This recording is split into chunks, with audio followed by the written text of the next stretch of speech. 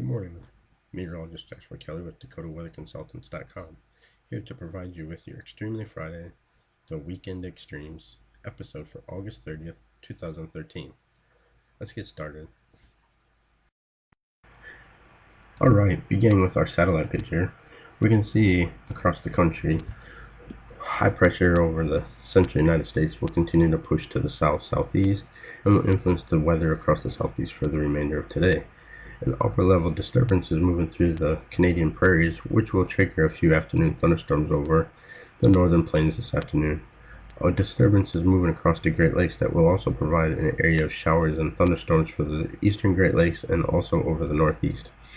Looking at our big red circle to the southwest of Mexico, that's the remains of Tropical Storm Juliet, which continue to move slowly to the north towards the Baja and will bring heavier rain to the region this weekend.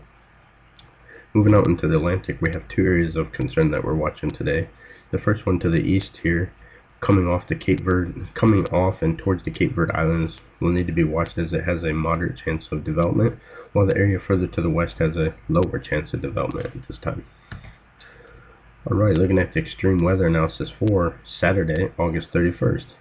Two big concerns across the country. The first one will be an area of showers and thunderstorms along the frontal boundary that will extend from the Great Lakes down to the Mississippi Gulf Coast and Louisiana.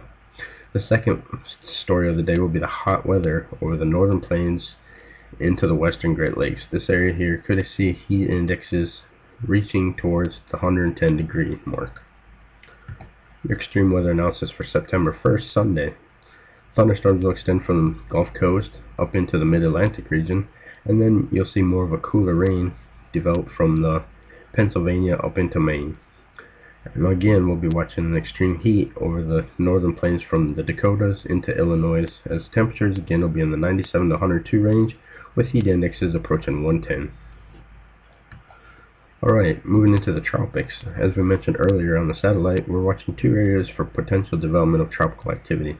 The first one is to the southwest of the Cape Verde Islands, and this one will move due westerly over the next 24 hours with a low chance of development, while the area off the coast of Africa will move slightly west-northwest and towards the Cape Verde Islands with a moderate chance of development. That concludes today's edition of Extremely Friday, the Weekend of Extremes. I'm your host, meteorologist Joshua Kelly. Have yourselves a great weekend.